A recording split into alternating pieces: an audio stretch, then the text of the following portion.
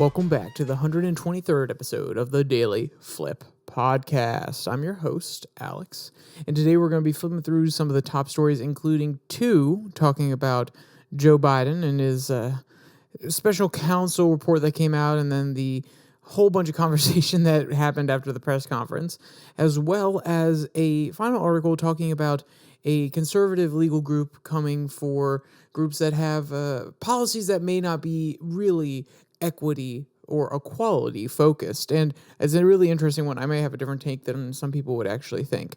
And then, of course, we'll have the Daily Delight, a story meant to leave you feeling positive and ready to take on the day. Now, that's enough rambling for me. Let's jump in to our daily debate. Does having Joe Biden as your president inspire confidence in you? We've danced around this topic before. We've had conversations about it, but I feel like at this rate, with everything that we see in the news, you really just got to come down on this one. I want to know people's opinions. When you look at him, you're like, yes, that is my president, 100%. You're like, no, he is my president. I don't want him to be my president. Where do you stand on all of this? Because the last week has not necessarily been kind to President Joe Biden, and I'm probably not going to be too kind to him in these first two articles either. Just forewarning, both of them do come from Fox News, so of course they have their angles, and there are some things that I don't 100% agree with, but I did watch the press conference myself before I watched any other or listened to any other commentary about it, and even I was shocked before everybody threw in their 10 cents, their 2 cents, giving their critical analysis, so on and so forth. So, yeah, I think that anybody who looks at it objectively can at least see where the problems are. So, like I said, articles coming from Fox News. The first headline reads, Biden blew my mind by contradicting facts in special counsel report, says CNN legal analyst. So when everything was going on, when the press conference first happened, there were people trying to spin it saying, okay, hey, he came out, he did what he was supposed to do, he was trying to deflect from the report, which is a politically savvy move. Something came out, he tried to find the positives in it, he tried to set the narrative in his own way, which is his prerogative. If you're a political actor, that's the way that you want to go about it. But you have to do it in a competent way. You have to do it in a way where you do not get more questions asked of you. And for a little bit, Joe Biden was on the right track when it comes to really casting the message as he wished it would be. But that doesn't mean that all the facts line up with him. But hey, in politics, whether or not you think that they should be the most truthful game in the world, we know it's not. And when someone like Joe Biden, who's been a political actor for a long time, puts his mind towards making the narrative exactly what he wants, it should be done well. And it was not, even if the facts are not on his side. And then he stumbles through, makes a few gaffes, and then the hardest part for me to watch, there were two really, really hard parts, where one is when he was trying to be morally outraged at the special counsel bringing up the death of his son, and you can see in the moment that he actually shifts. He's going through, he's reading at kind of a normal Joe Biden speed. You can tell he's going off the teleprompter, and then there's just a subtle shift. Like he reads a cue on the back part or on the teleprompter that says, all right, face of moral indignation now. And then you hear the tone shift into, I'm angry. Why would you say this? And the reason that was hard for me when watching it is because you can see the mental process inside his brain of, okay, hey, I'm trying to get sympathy here. I'm trying to have a little bit of moral indignation at the comments from the special counsel. I need to have just a tint of anger. And the really clever political actors, they frame things in a way where it doesn't seem like they're forcing it. It doesn't seem as though they are trying to get to their point. They're trying to actually manipulate the speech that they're giving to get to a certain point and have a certain reaction to it. And you can see, like I said, watch his face. There's this very subtle shift where it goes from happy to, or I say happy, kind of existing is probably the nicest way I can put it, to, okay, get angry. And it looks like he puts mental effort into it rather than just continuing to read and then getting frustrated from the comments and building up from there. It does not feel natural. And then the other part was when he said that Sisi, the president of Egypt currently, and let's be clear, if you had asked me that question before the Gaza-Israel debate had started, I would have had a very hard time recalling who the president of Egypt was, but he called Sisi the president of Mexico, which I literally paused the video and I said, "Oh my God, he just said that. That is not going to go over for him very well politically." And yes, the political opportunists have already said, that explains why the Mexican border is not closed, blah, blah, blah, because he thinks that Sisi is the president of Mexico. He's been talking to the wrong guy this whole time, blah, blah, blah. The people have already jumped on top of this. Anyone who doesn't like Joe Biden, who wants to set the narrative against his border policy and his policy with Israel, has already jumped on this. And I couldn't say that I knew this was going to be the exact talking point, but I knew it was going to be something that was honed in on as a symbol of his incompetence. His mental state being less than stellar. I think it's the most nice and political way that I can put it. And it made me cringe. And that's when I really started wondering what is going on with the part of the populace that can truthfully, honestly, deep down in their hearts say that Joe Biden is a competent president. He is a person that they are willing to put back into that office, devoid of whether or not you don't want Trump to get in there, which I understand that perspective, and I have people in my life that are very, very anti-Trump, and they are saying anybody but Trump, and since Biden is the other option, sure. But my questions really, are you going to put somebody who's definitely incapable, who's definitely made plenty of gaffes, and then in an attempt to clear himself, to put his narrative out there, can't even get that 100% right?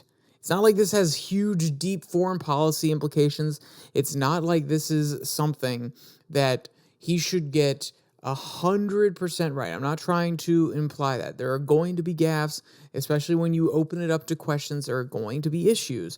But at the end of the day, when you're trying to set your narrative, you better be on top of it. And if you don't do it right, this is exactly the criticism that you are going to get. So let's jump to the first paragraph from this article. It's actually more like the first two.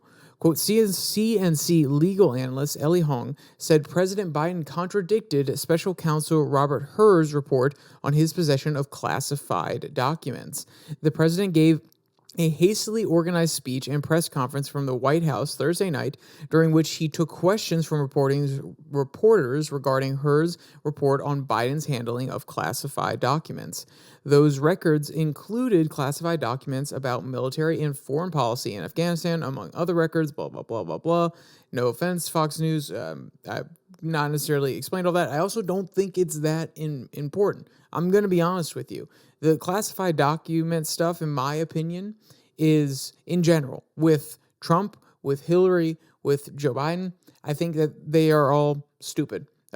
I understand why they are in place. I know that you shouldn't be able to take home classified documents because then either because you are possibly incompetent and you could leak them to somebody, possibly because somebody could just break into your residence and get them. They could hack your emails and get them. They could just walk into Mar-a-Lago and get them. Or because if that rule is not in place, it makes it easier for people who are truly malicious actors who want to give that information away to other countries for money.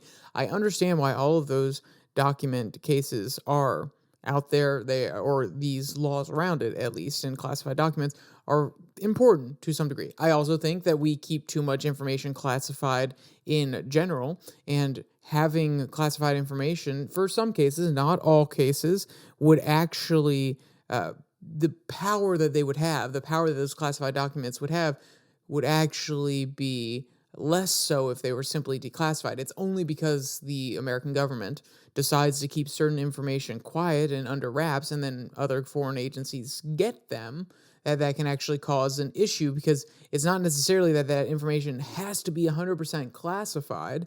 It's just kind of some inner workings that maybe the US government doesn't want out there. And it doesn't necessarily have to be classified for actual national security reasons. And then when another nation gets it, that is when it becomes a true issue. And you could just say, okay, hey, we're going to declassify this. We don't want any other government, any other agency, any black network of operatives like these hacker groups that are working on the black market, that kind of thing. We can take away their leverage if we just declassify this and put it out there ourselves. So there are lots of different layers to this, no doubt. But overall, I say I don't really care, because if Hillary gets away with it, Biden gets away with it, and Trump's not getting away with it, it's just something that is used as a political tool nowadays. I think the rule itself is sacred. The political game that everybody's trying to play in, whether it be media, whether it be on Washington Hill, or the Capitol Hill, whether it be in the Senate, the House, the people in the White House, all these different media people trying to say, oh no, these are different cases. This is why it's important here, but not important here, so on and so forth. I think it's a dumb game. Honestly, I'm over it. Let's get past it. Let's move on. We can say at this point, we're gonna give everybody up to this point a pass. Sure, let's give everybody from this point a pass, and then let's 100% clamp down on it, or treat everybody exactly the same way and clamp down on it really hard. But to pretend as though there's a consistent standard is childish or naive, in my opinion. But that's beyond the point. I want to read something else here from the legal counsel. Quote, that's what blew my mind about Joe Biden's statement, Hong said. Two major things he just outright contradicts or is contradicted by. However, you look at this report. These two things, he said, are completely opposite of what Robert Hur found. Robert Hur is the special counsel. Quote, who you believe is, I guess, up to the individual consumer. Joe Biden says, I did not act willfully. That means voluntarily, intentionally, Hong said. And the second sentence of the summary says President Biden willfully retained classified materials. So this is just getting worse and worse for him. He's trying to set the narrative, and not even CNN. And whether or not you like CNN, whether or not you think CNN is objective, they have their lean.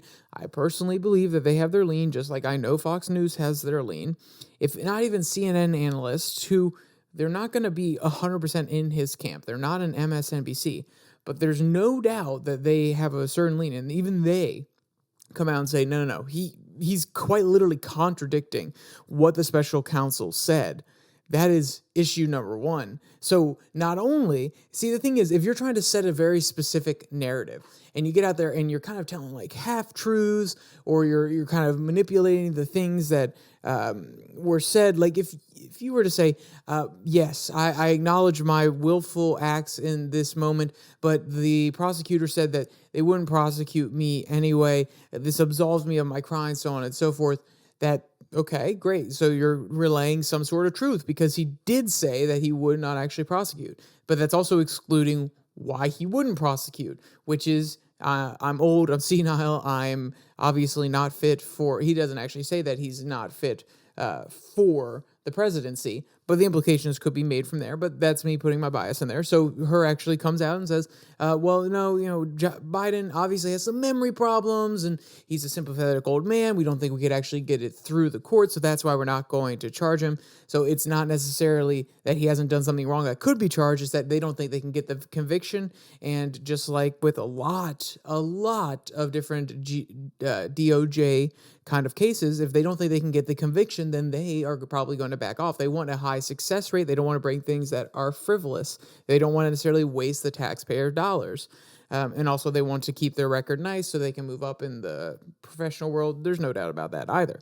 So he's obviously saying two different things. If you do it in that case where you kind of exclude some of the truth, that's one thing. But even CNN saying, no, you're not just excluding the truth, you're quite literally contradicting what the special counsel is saying.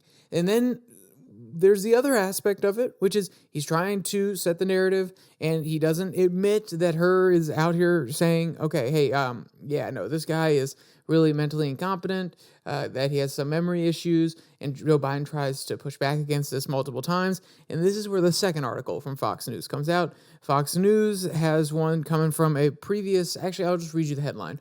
Obama's White House physician says special counsel report proves Biden has serious issues, worse by the day.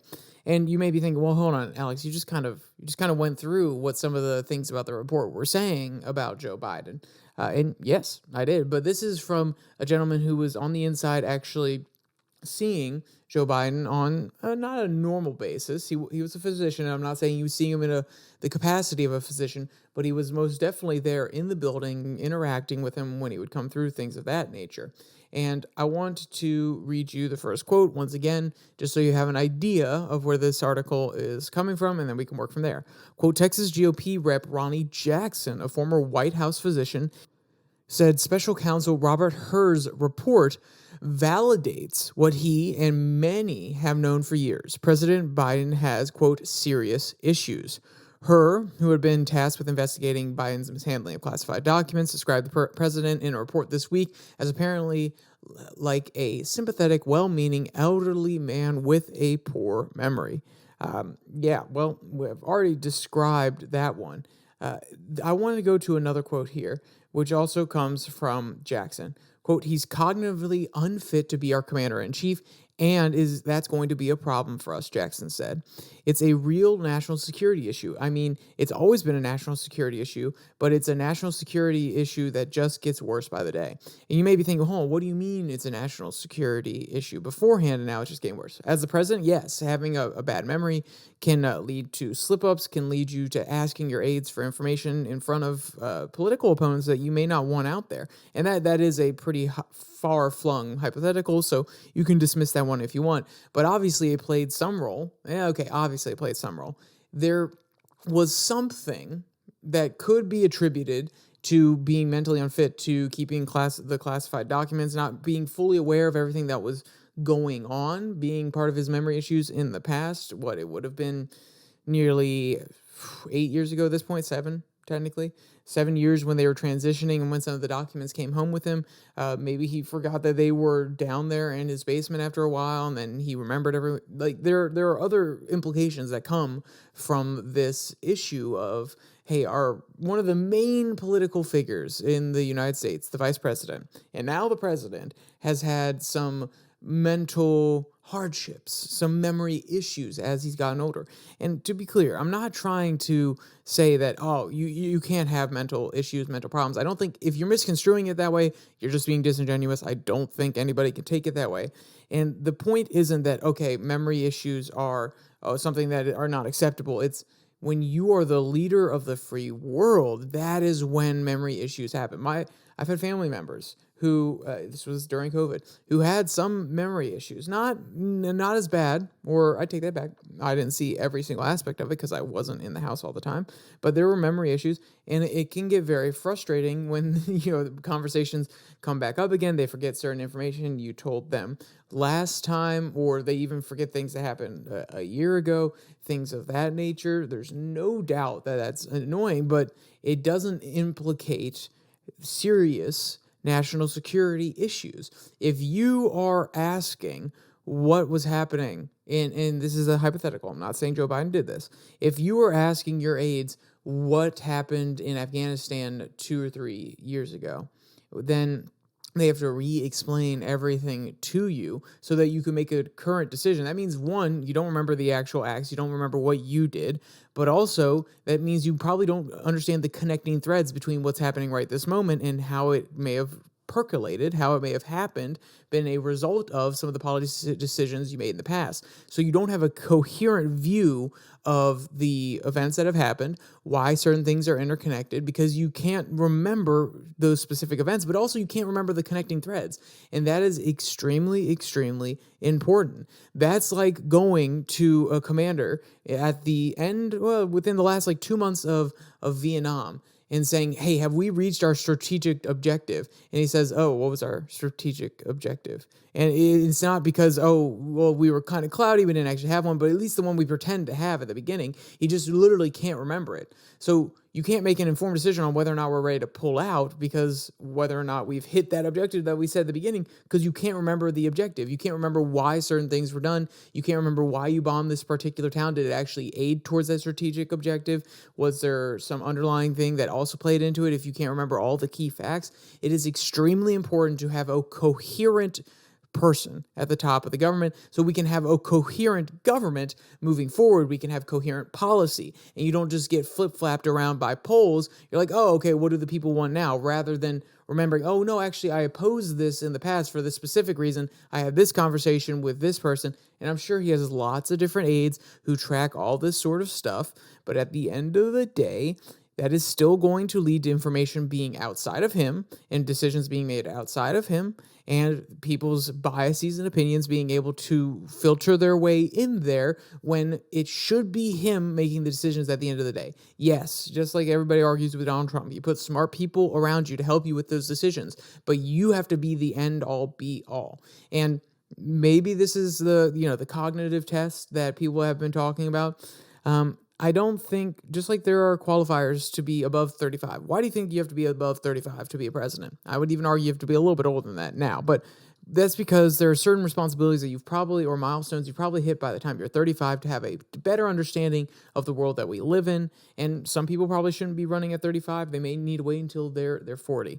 But my point being that there are certain places that you need to be in order to get into the presidency in the first place.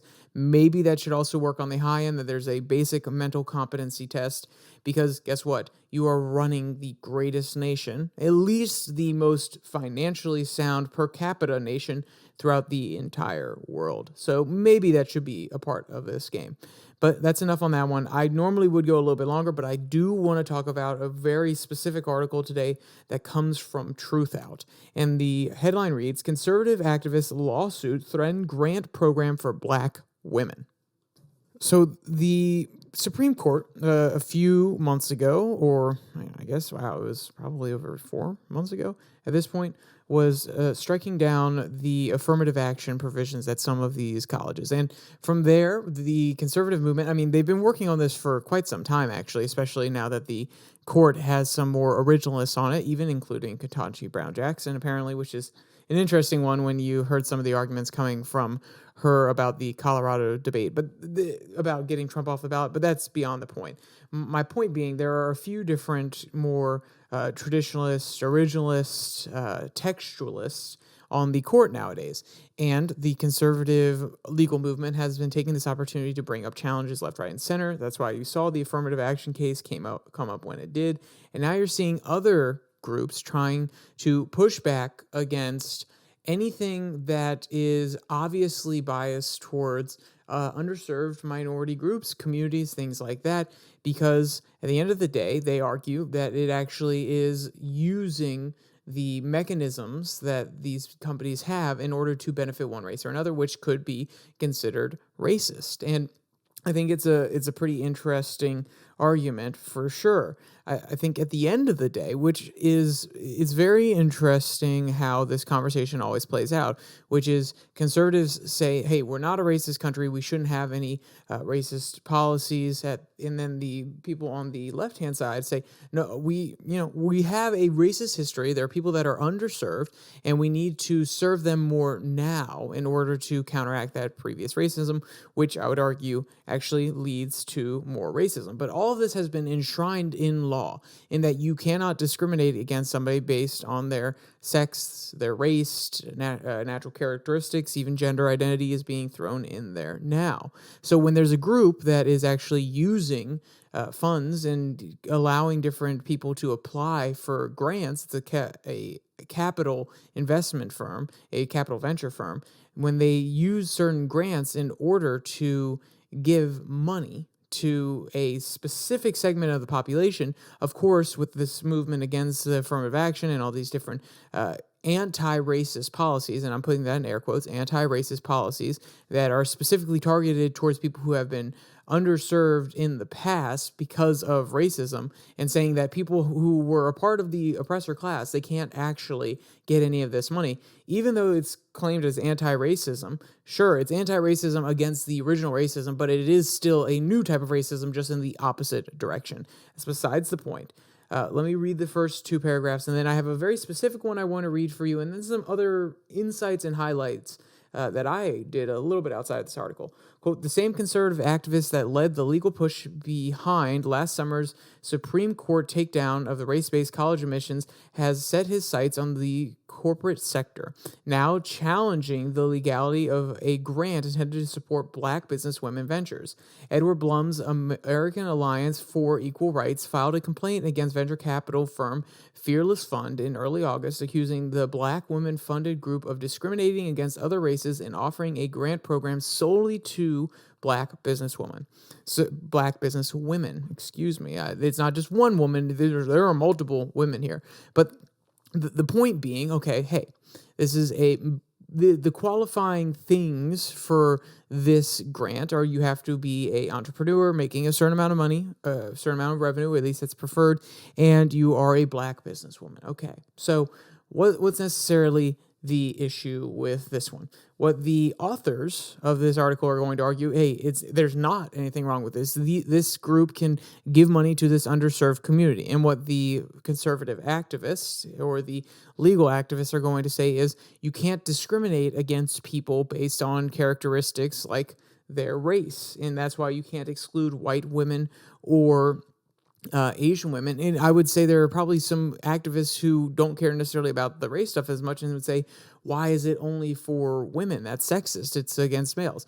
And this is why I think this mentality is actually really freaking stupid, because at the end of the day, there should be programs that are meant to give money to specific things. If you have an all-women's group that wants to help serve women in a community, and they only give out grants to women, well, hey, that's sexist. That's actually discriminating based on a characteristic that people can't change if you don't give any of the money to men. And then in this case, this is a black woman group that is run, and let's be clear, the reason that they always go after the race aspect, because this is a hotly contentious topic, especially nowadays in America. If you have a group solely run by black women, and they want to give their funds that they have earned themselves, created through different projects, have gotten through small dollar donors, then yes, you should be able to just give money to a black woman. You should be able to just give that grant to that specific group that you are advocating for, because that is your whole point.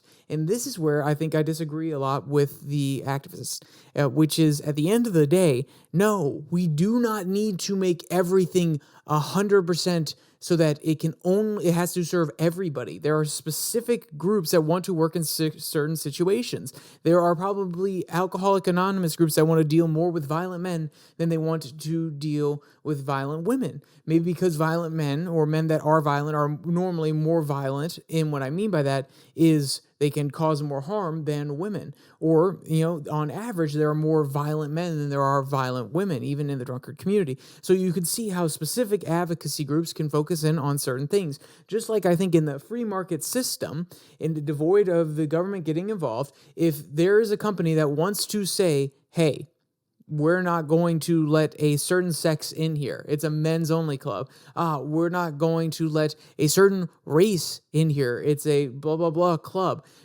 Then yeah, let them have that. 100%. That is their freedom to discriminate against who they want to associate with.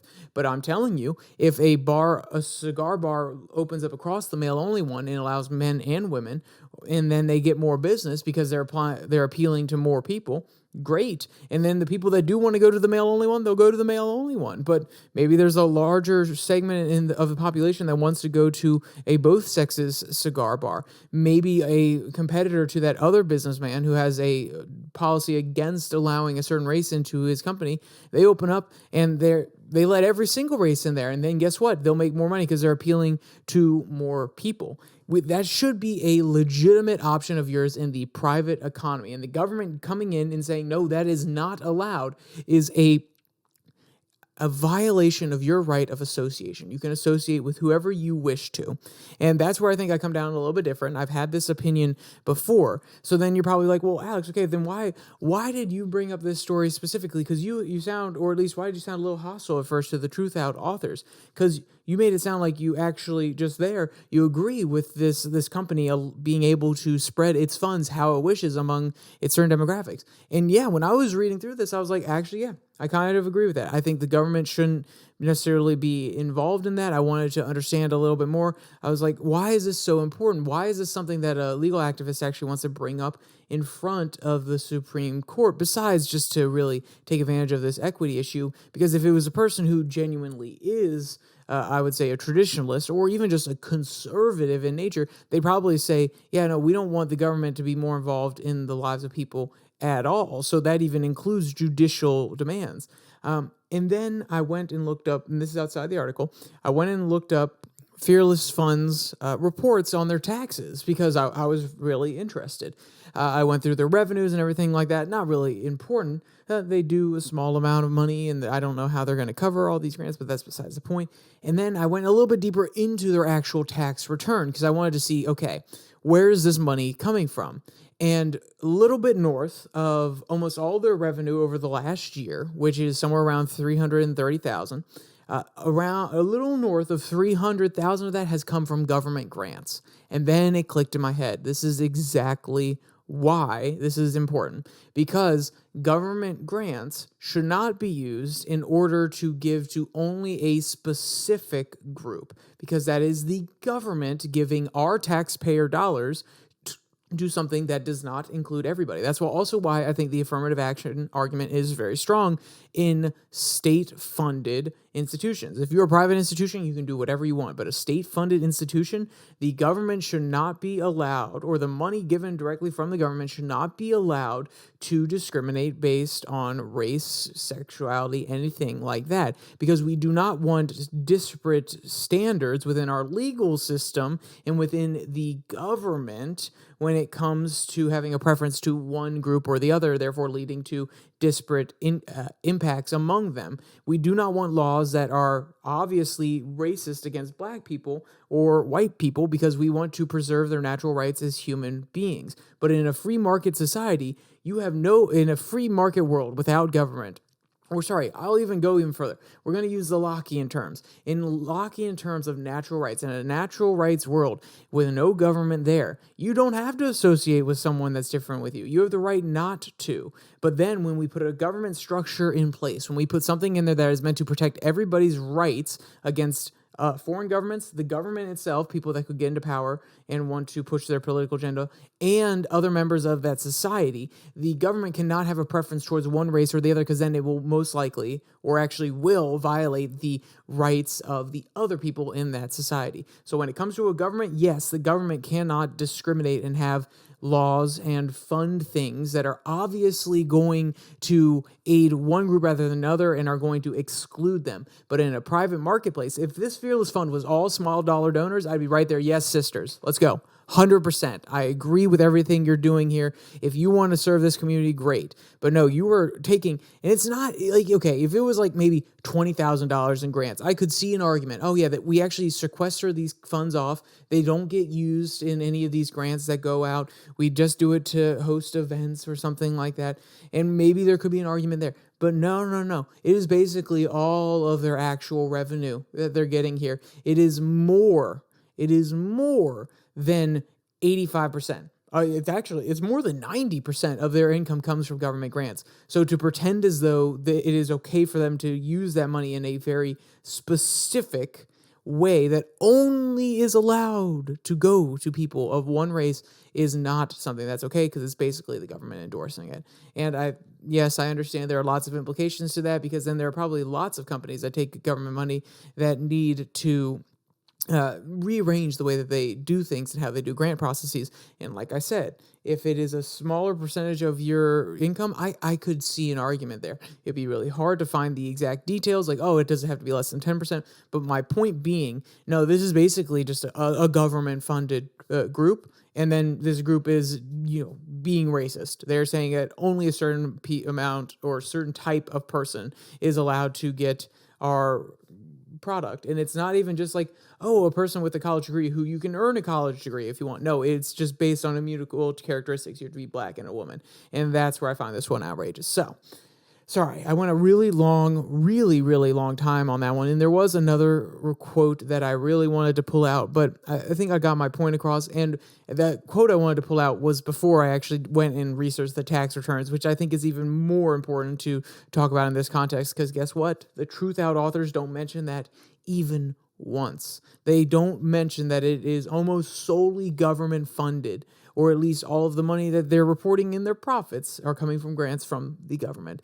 So yeah, go look on ProPublica. It will have all of their information there. You can go into the tax returns and then go to section 8.1H. That will be a summary of all the revenues. And then I believe in that section, it will be 1E, or A, B, C, D, E. It may actually be 1D, where they disclose how much comes from government grants. But once again, go look at it. It is interesting. And honestly, I used to think, okay, this would take a long time to get this sort of information. It took me 5 minutes. It took me 5 minutes to find this information. Just do this extra research yourself when you see things like this, because it is very illuminating. I had a very different point of view, or at least a very bland point of view that I've had for a long time, and it got much more deep and intricate the second I did a little bit more research, and it just proves that putting in this time, this effort is going to be good for you when you're doing this sort of thing and you're trying to evaluate the perspectives or all the different news that is being thrown at your face. But that's enough on all of that. We're already going pretty darn long, so I'm going to jump to our daily delight. And the headline reads, Big cats try whipped cream treat and their responses are too cute. I'm not going to give a quote from this one, but I'll tell you now. There are about 9 different species of big cats in this one particular zoo, and the zookeeper gives them a special type of whipped cream that doesn't actually have dairy, so it won't hurt their system. There's some cute photos and videos. It's a TikTok video, so if you want to see that, go to the link in the description below, that like and subscribe button. That's where you can find it with all the other links to today's articles as well. And also down there, you can find the podcast on Spotify, Pocket Cast, Google Podcast, as well as Podvine, and the Twitter handle at Your Daily Flip, where I post a Twitter tirade every Tuesday and Thursday. So with all that said, there's only one more thing to say. Stay safe, don't die.